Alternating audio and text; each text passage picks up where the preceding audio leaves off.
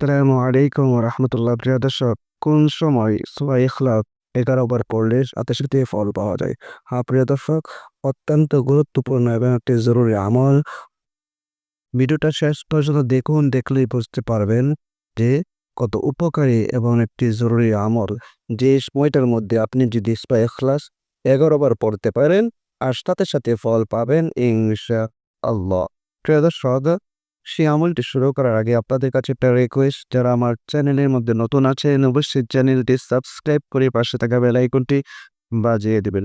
প্রিয় দর্শক, সেই আমলটি করবেন কখন? ফজরের নামাজের পরে। ফজরের নামাজের পরে আপনার যখন সুন্নত ফরজ সব আদায় হয়ে যাবে, এরপরে আমলটি আপনি করবেন এবং এই আমলটি করার আগে যদি উযু থাকে, পবিত্রতা অর্জন করে থাকেন তাহলে তো ভালো। আর যদি উযু না থাকে তাহলে উযু করে নিবেন, পবিত্র হয়ে নিবেন। কারণ পবিত্রতা হচ্ছে আল্লাহ পাক রব্বুল আলামিনের সিফত। আল্লাহ পাক রব্বুল আলামিন নিজে পবিত্র আর পবিত্রতাকে পছন্দ করেন। বিধায় পবিত্র হয়ে যেকোনো একটি কাজ করলে সেই কাজটা মহান আল্লাহ পাক রব্বুল আলামিনের কাছে গ্রহণযোগ্যতা অনেক বেড়ে যায়। এইজন্য আপনি পবিত্র হয়ে নিবেন। যখন আপনি পবিত্র হয়ে নিলেন, এরপরে একেবারে নিরিবিলি স্থানের মধ্যে একেবারে মনোযোগ সহকারে আপনি আমলটি করবেন, যেন কারো সাথে কোনো কথা বলতে বলতে না হয়, যেন কেউ আপনাকে ডিস্টার্ব না করে। প্রিয় দর্শক, এরপরে আপনি ৩ বার ইস্তিগফার করবেন। আস্তাগফিরুল্লাহ রাব্বি মিন কুল্লি যামবি ওয়া আতুবু ইলাইহি লা হাওলা ওয়া লা কুওয়াতা ইল্লা বিল্লাহি আলিয়্যিল আযীম। আস্তাগফিরুল্লাহ রাব্বি মিন কুল্লি যামবি ওয়া আতুবু ইলাইহি লা হাওলা ওয়া লা কুওয়াতা ইল্লা বিল্লাহি আলিয়্যিল আযীম। আস্তাগফিরুল্লাহ রাব্বি মিন কুল্লি যামবি ওয়া আতুবু ইলাইহি লা হাওলা ওয়া লা কুওয়াতা ইল্লা বিল্লাহি আলিয়্যিল আযীম। এরপর ৩ বার যেকোনো দরুদ শরীফ পড়েন, আপনারা পড়ে নিবেন। আল্লাহুম্মা সাল্লি আলা মুহাম্মাদিন ওয়া আলা আলি মুহাম্মাদ কামা সাল্লাইতা আলা ইব্রাহিম ওয়া আলা আলি ইব্রাহিম ইন্নাকা হামিদুম মাজিদ।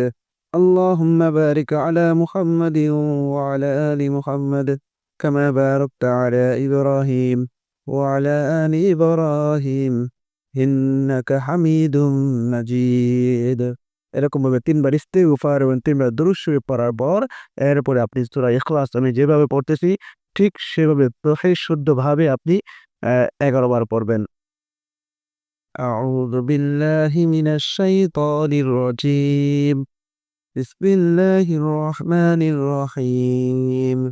قُلْ هُوَ اللَّهُ أَحَدٌ اللَّهُ الصَّمَدُ لَمْ يَلِدْ وَلَمْ يُولَدْ وَلَمْ يَكُنْ لَهُ كُفُوًا أَحَدٌ بسم الله الرحمن الرحيم قُلْ هُوَ اللَّهُ أَحَدٌ اللَّهُ الصَّمَدُ لَمْ يَلِدْ وَلَمْ يُولَدْ وَلَمْ يَكُنْ لَهُ كُفُوًا أَحَدٌ بسم الله الرحمن الرحيم قُلْ هُوَ اللَّهُ أَحَدٌ اللَّهُ الصَّمَدُ لَمْ يَلِدْ وَلَمْ يُولَدْ ওয়ালাম ইয়াকুল লাহু কুফুয়ান আহাদ।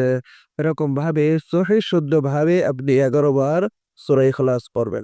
১১ বার সূরা ইখলাস পড়ার পর আবারও ৩ বার যেকোনো দরুদ শরীফ পড়েন, আপনি পড়ে নিবেন। যেমন সাল্লাল্লাহু আলাইহি ওয়াসাল্লাম, সাল্লাল্লাহু আলাইহি ওয়াসাল্লাম, সাল্লাল্লাহু আলাইহি ওয়াসাল্লাম। প্রিয় দর্শক, এখন আমরা জানবো যে যদি এভাবে আপনি ফজরের নামাজের পরে সূরা ইখলাস ১১ বার পড়তে পারেন তাহলে কি হবে, কি ফলাফল হবে? হ্যাঁ প্রিয় দর্শক, আপনি যদি সূরা ইখলাস এরকমভাবে ফজরের নামাজের পরে ১১ বার পড়তে পারেন, তাহলে আপনি যত পেরেশানির মধ্যে থাকেন না কেন, আপনি যত কষ্টের মধ্যে থাকেন না কেন, আপনি যত বালা মুসিবতের মধ্যে থাকেন না কেন, আপনি ঋণগ্রস্ত থাকেন না কেন, যত সমস্যায় থাকেন আল্লাহ পাক রব্বুল আলামিন আপনার সব ধরনের সমস্যা দূর করে দেবেন। মনের অস্থিরতায় ভুগতেছেন, আপনি সূরা ইখলাসের এই আমলটি করেন। আপনি পেরেশানির মধ্যে ভুগতেছেন, আপনি সূরা ইখলাসের এই আমলটি পড়েন। যদি এই আমলটি সঠিকভাবে করতে পারেন, আল্লাহ পাক রব্বুল আলামিন আপনার মনের পেরেশানি দূর করে দিবেন।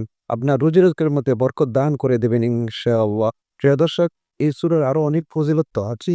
সূরা ইখলাস যদি ৩ বার পাঠ করে রাসূলুল্লাহ সাল্লাল্লাহু আলাইহি ওয়াসাল্লাম বলেছেন যে সূরা ইখলাস পাঠ করলে, একবার পাঠ করলে পবিত্র কোরআনের ১/৩ অর্থাৎ ১০ পারা কোরআন পড়লে যেই সওয়াব, সূরা ইখলাস একবার পড়লে সেই সওয়াব পাওয়া যায়।